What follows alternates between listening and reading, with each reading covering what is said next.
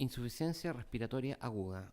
Les habla el doctor Paulo Granata Sazón, director del Departamento de Medicina de Urgencia de la Universidad de Chile. Cuando hablamos de la insuficiencia de un sistema, en este caso respiratorio, pero lo que voy a decir se aplica a cualquier sistema circulatorio, endocrino, etc., es importante distinguir que la insuficiencia de un sistema es la falla o el no cumplimiento de la suficiencia de ese sistema, es decir, de las funciones normales. Por lo tanto, es importante conocer algo de la fisiología normal del aparato respiratorio y de ahí eh, entrar a conocer los mecanismos de cómo estos parámetros fisiológicos pueden fallar y las formas en que pueden fallar. ¿Cuál es la función normal del aparato respiratorio? Bueno, son múltiples, pero la función más importante, la que está incluida dentro de los signos vitales, ¿no es cierto?, es la función de intercambio gaseoso, que consiste fundamentalmente en eliminar el CO2 desde el plasma, ¿no es cierto?, sanguíneo, e incorporar el oxígeno del medio ambiente a la sangre y específicamente a la hemoglobina, para de esta manera ser transportados el oxígeno a las mitocondrias de las células sistémicas y sacar el CO2 de las mismas células sistémicas, ¿no es cierto?, llevándolas nuevamente al pulmón. El aparato respiratorio tiene múltiples otras funciones, metabólicas, enzimáticas, en fin, regulatorias de la temperatura, de eliminación de toxinas, pero que escapan al objetivo de esta presentación.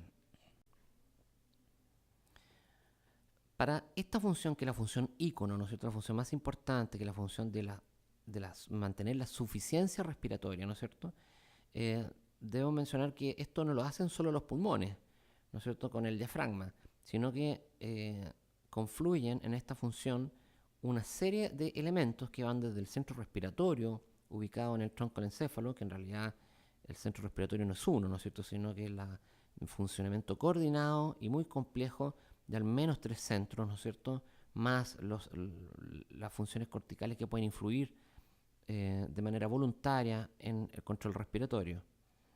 Estos centros respiratorios bajan, ¿no es cierto?, por nervios motores respiratorios que llegan a los músculos. Estos músculos tienen tienen una interfase con estos nervios que son las uniones neuromusculares o placas motoras, ¿no es cierto?, que van, una vez estimulados, van a provocar la contracción de estos músculos respiratorios.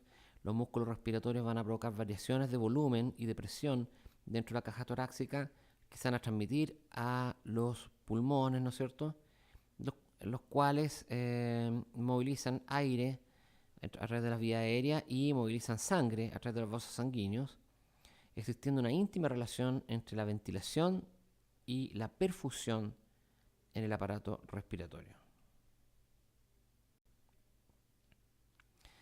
Así, con toda esta complejidad de elementos, podemos reducir y decir que en el sistema respiratorio, con la finalidad de mantener la suficiencia respiratoria, se llevan a cabo 3 funciones. Una es una función ventilatoria, otra es una función de difusión y otra es una función de perfusión. Estas 3 se dan de manera continua y coordinada, de manera tal que permiten que haya suficiencia respiratoria, es decir, una adecuada eliminación del CO2 y una adecuada incorporación del oxígeno.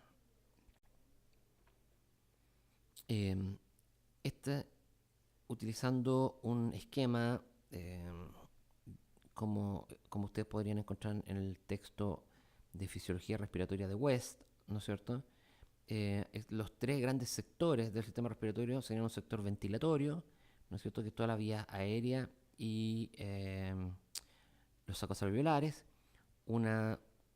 Habría un sector de difusión, ¿no es cierto?, que es entre el gas contenido en el interior de los alveolos y su paso hacia la sangre, ¿no es cierto?, contenida en los vasos sanguíneos. Y esta última fase o este último sector sería el sector de perfusión, que es el de la rica red vascular que hay en el pulmón en íntima relación con los alvéolos. De esta manera, las variables de la ventilación serían 6. Existe una variable vinculada al control, otra variable vinculada a las vías motoras, otra a la caja torácica, en conjunción con el sistema pleural, otra variable relacionada con la distensibilidad del pulmón, el cual si pierde sus capacidades elásticas, ¿no es cierto?, influye de manera importante como variable, disminuyendo la distensibilidad pulmonar y por lo tanto disminuyendo su capacidad de intercambio gaseoso. Y la permeabilidad de las vías aéreas serían variables relacionadas con la ventilación. Existen otras variables relacionadas con la difusión, ¿no es cierto?, que es todas las, en general podríamos decir que es todas las barreras entre comillas, pero todas las fases que debe pasar o interfaces que debe pasar el oxígeno y el CO2 en sentido inverso, ¿no es cierto?, de un lado hacia el otro para translocarse desde el lado sanguíneo hacia el lado alveolar o desde en los casos del oxígeno, desde el lado alveolar hacia el lado sanguíneo. Estos son fundamentalmente, ¿no es cierto?, partiendo desde el gas alveolar, son el surfactante, la membrana plasmática de los neumocitos tipo 1, ¿no es cierto?, o células alveolares, luego las membranas basales, que en este caso confluyen las de los neumocitos o la del epitelio pulmonar con la de la red capilar, ¿no es cierto?, las membranas plasmáticas y citoplasmas de las células endoteliales, ¿no es cierto?, luego pasar al plasma, del plasma pasar la pared del eritrocito y glóbulo rojo y llegar finalmente a unirse a la hemoglobina, aunque una pequeña fracción del oxígeno puede quedar disuelta en el plasma, o sea, no puede, queda disuelta en el plasma. Variables de la perfusión, ¿no es cierto?, como demuestra el esquema en rojo, es la etapa más última, por así decirlo, que depende de varios factores. Uno de ellos es de la coherencia entre los volúmenes del corazón derecho con los volúmenes del corazón izquierdo, ¿no es cierto? Si el corazón izquierdo no es capaz de eliminar todo el remanente de sangre que le llega y empieza a quedarse, ¿no es cierto?, con un capital en deuda, ¿no es cierto?, acumulado en sus cavidades ventriculares o fundamentalmente auriculares, ese aumento del volumen va a provocar un aumento de presión dentro del sistema y ese aumento de presión se va a transmitir en forma retrógrada, ¿no es cierto?, encontrándose con un lado derecho, ¿no es cierto?, que lo está proveyendo en forma desproporcionada para lo que el ventrículo izquierdo puede hacer, y de esta manera se genera, por ejemplo, si el aumento de presión hidrostática es tal, un edema pulmonar.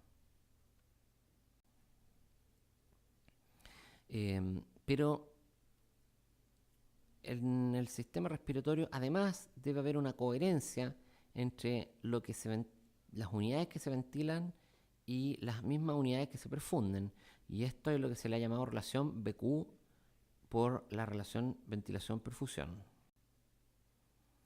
Esta relación ventilación-perfusión normalmente, como se muestra en este esquema, es que las unidades alveolares, ¿no es cierto?, son ventiladas libremente, ¿no es cierto?, y las mismas unidades alveolares reciben o toman contacto con la red capilar, con capilares que tienen flujo libremente. De esta manera la relación ventilación-perfusión es 1 es a 1, ¿no es cierto?, que es la relación ventilación relativamente normal, o sea, la relación BQ normal es asintótica a 1, tiende a ser homogénea. Tantas unidades ventiladas, tantas unidades perfundidas, perdón. Pero se pueden dar otras variantes. A la relación ventilación BQ de 1 pudiera pasar, por ejemplo, que hayan unidades que son ventiladas, como en la parte de abajo de este esquema, ¿no es cierto?, con la letra A, son unidades ventiladas, pero que por una obstrucción o por una disminución del flujo en esa zona, esa unidad no es perfundida, de manera tal que esa unidad ventilada no contribuye con nuevo oxígeno ambiental al plasma y tampoco contribuye a sacar CO2, ¿no es cierto?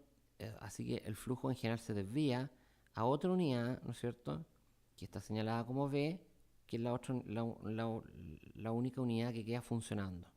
De manera tal que el capilar, al llegar al lado del retorno auricular izquierdo, ¿no es cierto?, se va a encontrar con sangre que pasó, o sea, que no se oxigenó.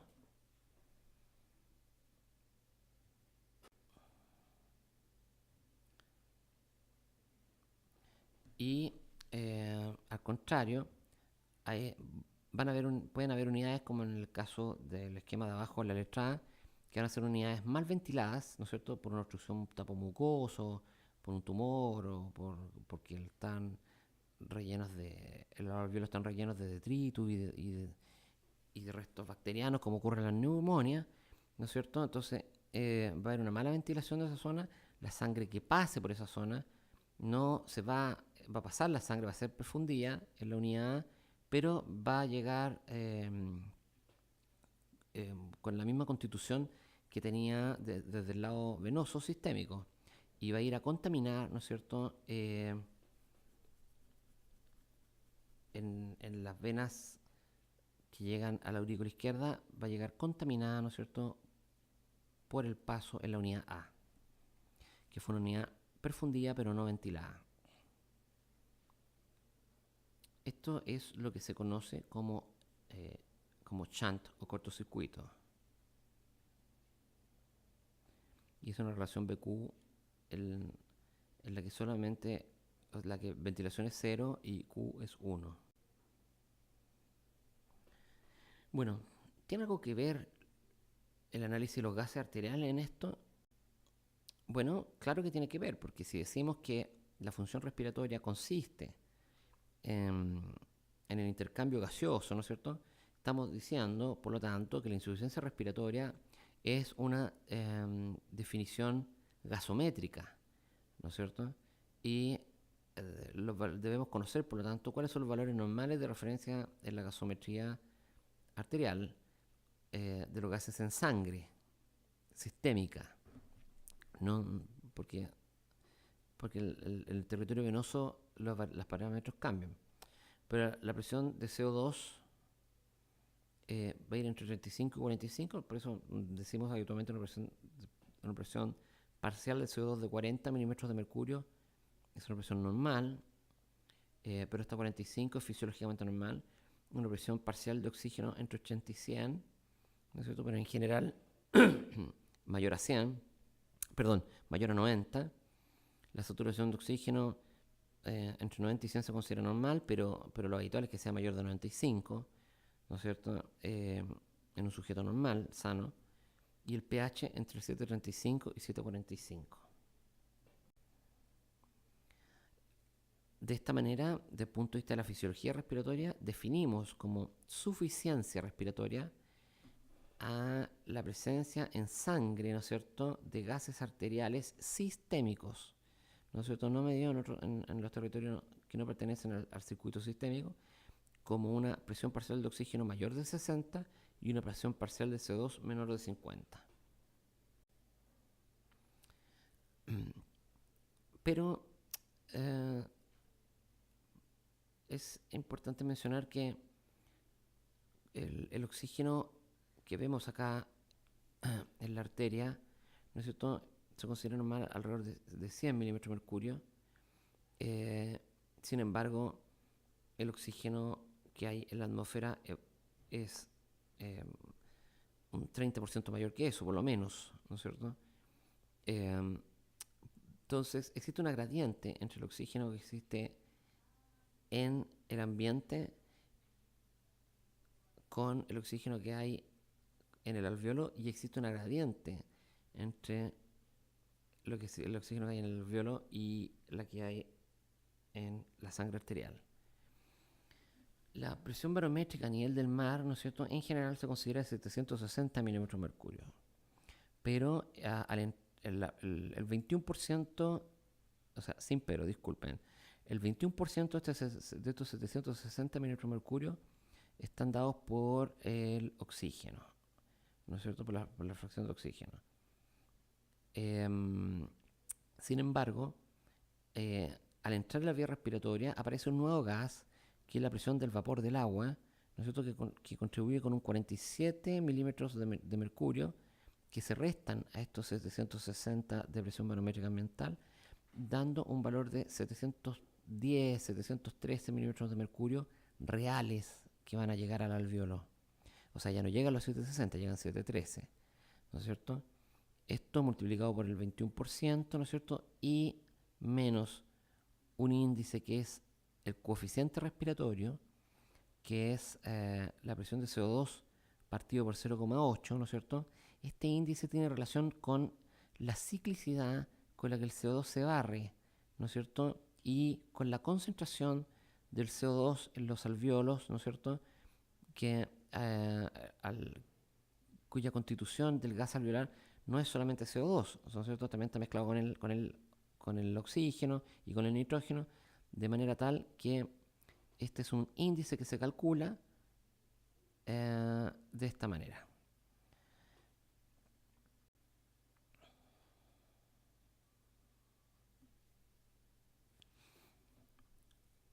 ¿Cuál es la diferencia entre hipoxia e hipoxemia? La hipoxia se define como una disminución de la presión parcial de oxígeno o una concentración insuficiente del oxígeno en cualquier parte del sistema. Es decir, es lo que se llama una hipoxia tisular. Es la falta de oxígeno en los tejidos.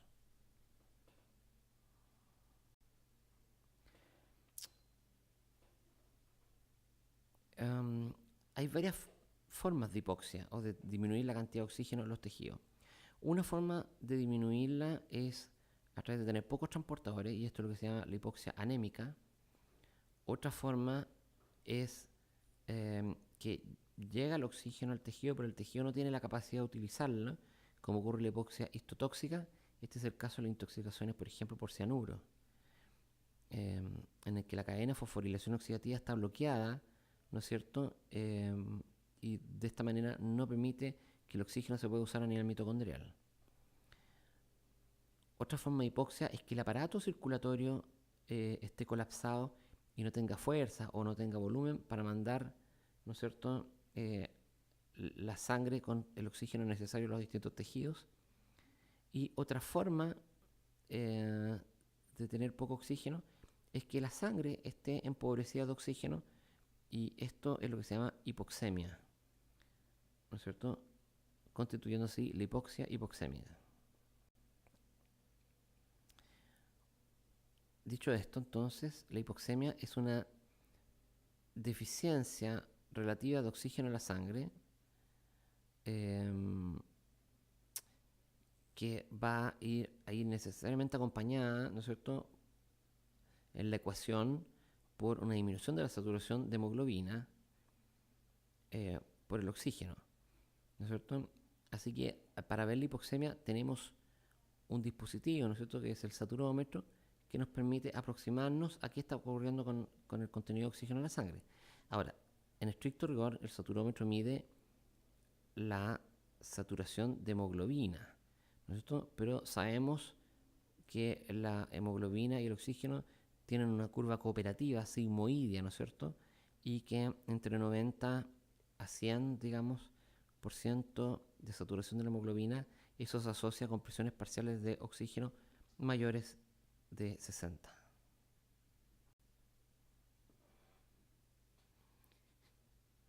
Bueno, entonces vimos que las causas de hipoxia son al menos son cuatro, y la hipoxia hipoxémica, que es la que nos convoca, la que es por insuficiencia respiratoria, es una de las causas de hipoxia, de falta de oxígeno en los tejidos, y esta se puede dar por los siguientes mecanismos. Una posibilidad es que disminuya la la cantidad de oxígeno que respiramos, ¿no es cierto? Y eso puede ocurrir porque disminuyó la presión barométrica, como ocurre cuando ascendemos, porque disminuye la fracción inspirada de oxígeno, ¿no es cierto? Que puede estar relacionado al punto anterior, o puede darse también, por ejemplo, en el caso de asfixias, digamos que alguien cuando le envuelve la cabeza en un plástico, ¿no es cierto? O cuando le ponen una almohada a un bebé, que le disminuye la fracción inspirada de oxígeno, o porque disminuye la presión inspirada de oxígeno, que está relacionado con los dos puntos anteriores. Entonces, pero salvo este grupo de disminución del oxígeno al que tenemos acceso, ¿no es cierto?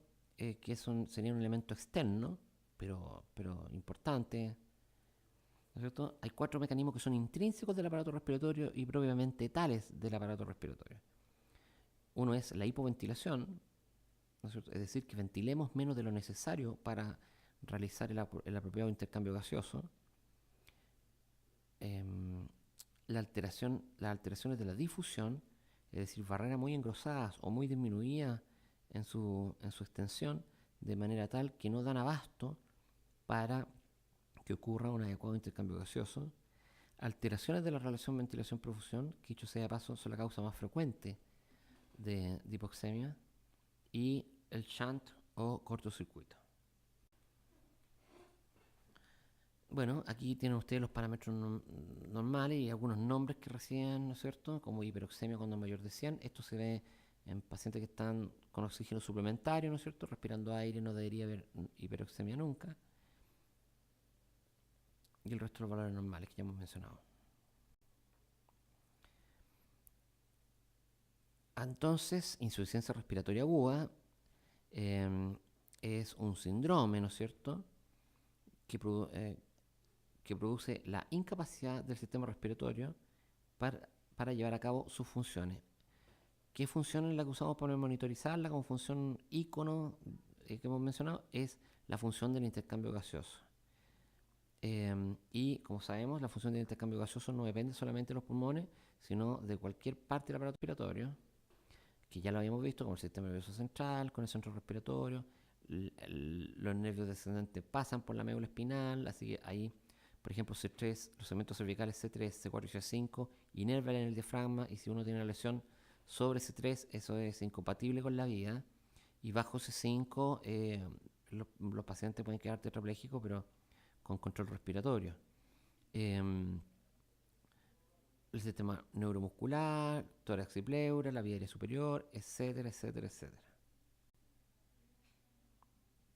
Así que, bueno, ¿cuál es la consecuencia de tener una insuficiencia respiratoria? Son que el intercambio de los gases no se haga. Por lo tanto, el oxígeno al ambiente no logra entrar a la sangre, lo que se va a constituir como o llamar hipoxemia, y que el CO2 de la sangre no logre salir, lo que se va a llamar hipercapnia. De esta manera, presiones parciales de oxígeno menores de 60 milímetros de mercurio son consideradas hipoxemia en rango de insuficiencia respiratoria, y presiones de CO2 sobre los 50 milímetros de mercurio son consideradas retención de CO2 o hipercapnia, ¿no es cierto?, en rango de insuficiencia respiratoria.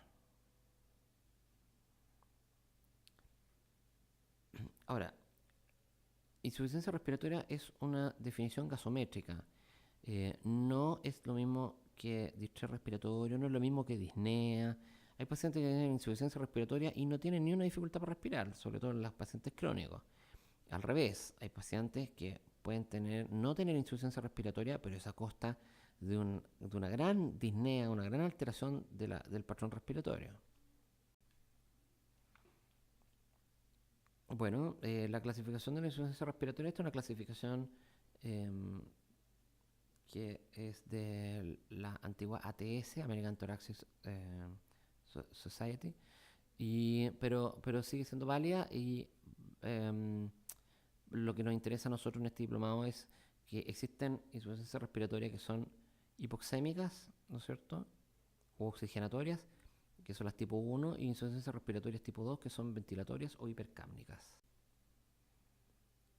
Hay pacientes, los más en realidad, de los pacientes graves sobre todo, a los que con una falla oxigenatoria inicial es decir, con presiones parciales de oxígeno menores a 60 milímetros de mercurio, pero que no tenían CO2 alto, se le agrega una falla ventilatoria, con lo cual empiezan a retener CO2 y desarrollan esta hipercapnia, o viceversa.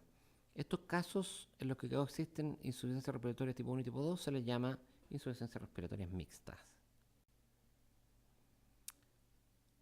Bueno, nuevamente entonces, ¿cuáles son las causas ahora fisiopatológicas de falla en la oxigenación? Son las mismas del éxito en la oxigenación del sistema normal. La ventilación, pero ahora es la hipoventilación, ¿no es cierto? Las alteraciones de la difusión, las alteraciones de la relación BQ y el shunt.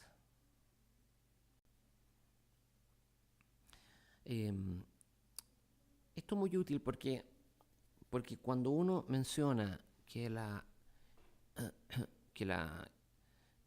insuficiencia respiratoria puede tener estas causas tan agotadas: hipoventilación, alteración de la relación BQ, alteración de la difusión y shunt, ¿no es cierto? Puede decir, bueno, llega un paciente ahogado, ¿no es cierto?, o con algún problema, disneico, etc. Le coloco el saturómetro y satura 80, una saturación francamente disminuida. ¿No es cierto? Puede tener cianosis, puede tener otras cosas que vamos a mencionar. Ese paciente tiene una insuficiencia respiratoria al menos oxigenatoria, porque está con una presión parcial de oxígeno bajo. Y ya sabemos que hay 4 causas de eso. Si es que el paciente tiene acceso a oxígeno, como lo tiene cualquier persona que vive en el planeta Tierra. Entonces, uno descarta las causas como disminución de la fracción inspirada, disminución de la presión inspirada o de la presión barométrica, ¿no es cierto? Y está quedando la hipoventilación. Y uno ve, si el paciente está ineico respirando a 30 por minuto, eso claramente no es hipoventilación. Te van quedando entonces 3. Si el paciente no tiene una carcinomatosis, un carcino alveolar o una neumonectomía muy extensa o alteraciones de la barrera, no tendría por qué tener, podemos descartar eso de entrada porque son condiciones excepcionales.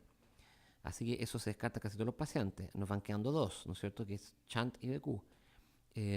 Y si el paciente responde a la administración de oxígeno y la mejora al menos parcialmente o completamente la insuficiencia respiratoria, los parámetros sanguíneos con el oxígeno en el plasma, o lo mejora la saturación al administrar el oxígeno, eso es alteración de la relación BQ. ¿Y por qué sé que no es shunt? Porque el shunt no corrige al administrar el oxígeno, porque no depende de condiciones respiratorias en las que el oxígeno pueda difundir, ¿no es cierto? O mejora muy poco. Por ejemplo, una comunicación interventricular entre el corazón derecho y el corazón izquierdo, en la que la sangre del lado izquierdo se está contaminando con la del lado derecho, por mucho oxígeno que yo le coloque, la contaminación ocurre en un punto anterior al paso por el aparato respiratorio. Por lo tanto, esa insuficiencia respiratoria no puede ser shunt.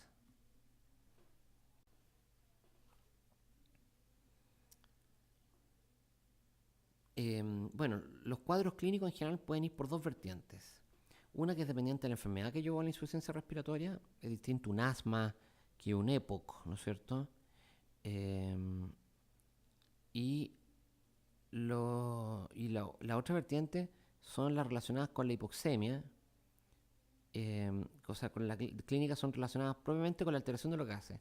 Hay alteraciones clínicas que son muy características de la hipoxemia, otras que son más de la hipercapnia y otras que son de la acidosis. Y estas son muy sencillas de identificar, como las que se muestran en este esquema.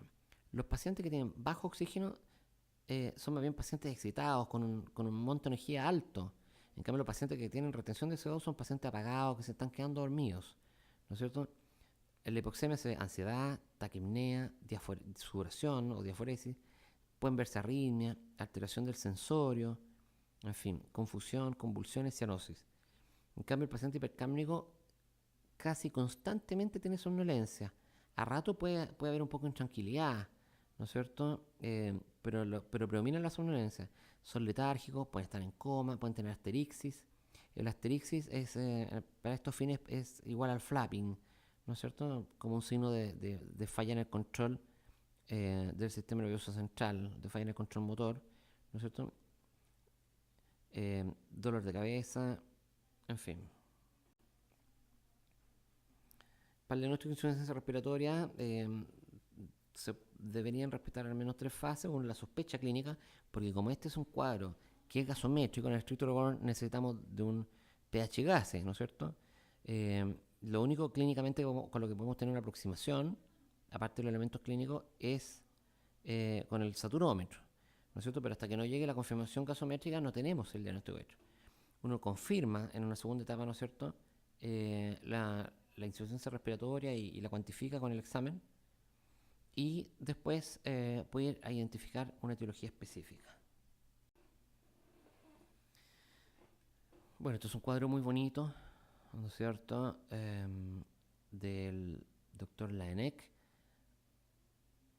que fue un broncopulmonar, ¿no es cierto? Y en este cuadro se muestra auscultando a un paciente a la usanza antigua. Este es un paciente, por ejemplo, que si llega, un paciente que es delgado, ¿no es cierto?, que llega con mucha dificultad respiratoria. Este claramente, si ustedes tuvieran que decir, bueno, ¿es un paciente agudo o crónico? Bueno, por el aspecto, lo más probable es que sea crónico. Efectivamente, esto es un paciente fumador crónico, ¿no es cierto?, que tiene un EPOC tabáquico y que hizo una neumonía bastante importante, como ustedes ven en la radiografía, y a su insuficiencia respiratoria crónica se le agregó un componente agudo, haciendo una reagudización de su insuficiencia respiratoria crónica por su EPOC tabáquico, y se presenta así. ¿Y por qué muestro esta diapositiva? Para decir que, si bien ahora estamos hablando de la insuficiencia respiratoria aguda, las insuficiencias respiratorias crónicas se reagudizan en el mismo patrón que hemos mencionado. Es decir, el patrón agudo de falla respiratoria es siempre el mismo, es tremendamente rutinario. Y son por hipoventilación, alteración de la relación BQ, shunt y problemas de la barrera de intercambio gaseoso. Por lo tanto, entender la función respiratoria desde estos parámetros es tremendamente importante y útil, ¿no es cierto?, para la gente que trabajamos en emergencias. Y en estricto rigor son asuntos de fisiología que cualquier profesional de la salud ha tenido a todo dar en segundo año y que no lo tuvo en primero. Por lo tanto, no son contenidos ni temas que debieran ser de una tremenda complejidad. Bueno, ¿cómo se confirma una falla, una insuficiencia respiratoria de patrón ventilatorio, ¿no es cierto?, o de patrón hipoxémico? Si tiene a ver, ambas tienen una disminución de la presión arterial de oxígeno. O sea, la hipoxemia es un factor común. Lo que la diferencia una de la otra es que la falla ventilatoria tiene retención de CO2 y la falla hipoxémica, el CO2 puede estar disminuido o normal. Porque la hipoxémica, por la disminución de la presión arterial de oxígeno, los pacientes hiperventilan y barren el CO2, ¿no es cierto? Por eso en general está normal o disminuido. En cambio, la falla ventilatoria, como la ventilación es el problema inicial que falla, el CO2 empieza a retenerse. Y lo otro categórico, lo otro que tienen las dos es que ambas tienen una gradiente, lo otro que las diferencia es que uno tiene una gradiente alveolar arterial de oxígeno normal, como en la falla ventilatoria, ¿no es cierto? Y la falla hipoxémica, la gradiente alveolar arterial de oxígeno está aumentada, ¿no es cierto? Bueno, entonces como cuadro resumen de la fisiopatología respiratoria, podemos decir que la insuficiencia respiratoria, así como definimos la suficiencia en la diapositiva anteriormente vista, consiste en la presencia en sangre arterial sistémica de presiones parciales de oxígeno menores de 60 milímetros de mercurio y o, ¿no es cierto?, presiones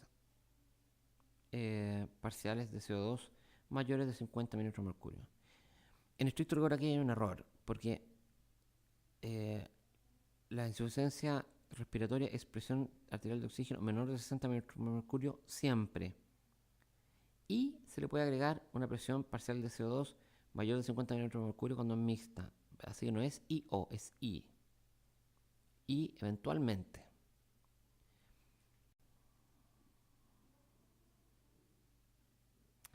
Así que la pregunta si la gasometría era importante o no, bueno, la gasometría arterial no es solo esencial para el diagnóstico de la insuficiencia respiratoria, sino también para valorar la severidad, o sea, cuantificarla, ver su progreso y la respuesta a la medida terapéutica. Esta es otra diapositiva que pretende reforzar las causas de hipoxia, ¿no es cierto?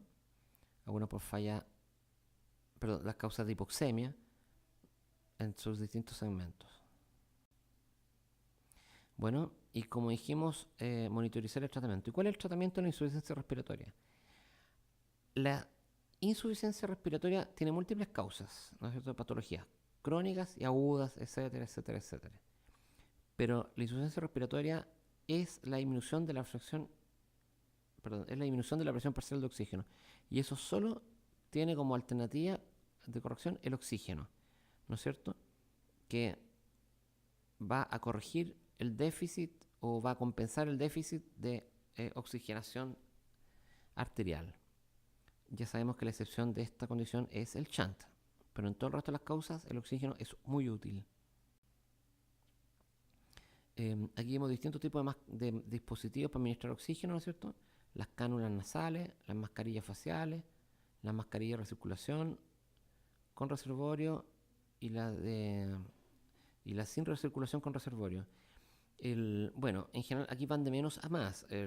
Fíjense como por ejemplo un catéter nasal o una naricera con 2 litros por minuto da fracción inspirada de 24-28%. En general, cada litro por minuto equivale a un incremento en un 3% de la fracción inspirada de oxígeno.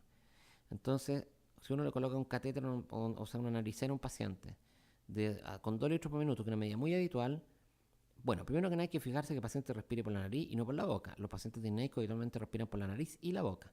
Por lo tanto, la cánula nasal no es muy útil, ¿no es cierto? Segundo, fracciones inspiradas por sobre los 3 litros por minuto provocan mucha intolerancia nasal. Es insoportable tener una cánula nasal a más de 3 litros por minuto más allá de 20 minutos o 30 minutos porque reseca la mucosa nasal y porque produce mucha molestia. Entonces, en general, las cánulas nasales no son útiles en urgencia y no debieron usarse. Si un paciente tiene insuficiencia respiratoria, hay que usar de una máscara con mecanismo Venturi de ahí hacia en adelante, digamos, ¿no es cierto? Y si un paciente llega con insuficiencia respiratoria, hay que usar fracciones inspiradas de 40% hacia arriba. Si un paciente llega al SAPU o a la urgencia y llega con dificultad respiratoria y usted le coloca oxígeno, deben colocar la máscara que no tenga menos de 40% de oxígeno, de ahí para arriba. ¿Por qué? Porque el oxígeno es muy inocuo, es una medida terapéutica muy simple. Es cierto que existe la toxicidad por oxígeno, pero se da con fracción inspirada mayor al 60% y por más de 4 a 6 horas. Entonces, colocarle a un paciente una máscara o una administración de oxígeno 40% cuando llega en los primeros minutos, o sea, no tiene ninguna posibilidad de hacerle mal.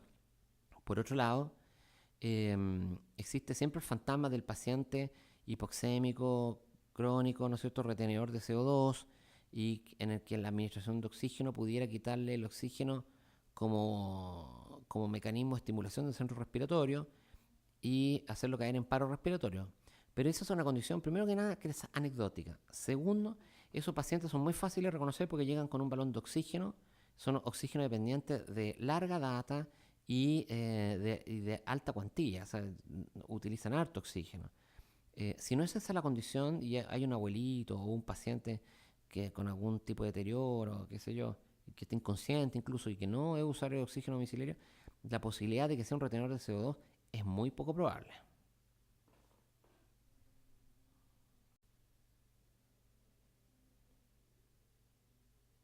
Bueno, la oxigenoterapia, de más está decir, yo creo que todos hemos escuchado lo mal que lo hacemos cuando damos oxígeno. O sea, muchas veces está mal indicado. Algunas veces porque está indicado de más, otras veces porque está indicado bien, pero en forma insuficiente. Y lo prescribimos peor aún. Cuando alguien indica oxígeno, ¿no es cierto? El médico o la enfermera debe preocuparse del flujo de oxígeno, de los sistemas de administración, de la dosis de oxígeno, de la duración, etcétera, etcétera. no todo el oxígeno se da por estos dispositivos que mencionamos, que son mascarillas, qué sé yo. Existen dispositivos no invasivos, llamados algunos BiPAP y otros CPAP, cuya descripción escapa en este momento al objetivo de esta clase.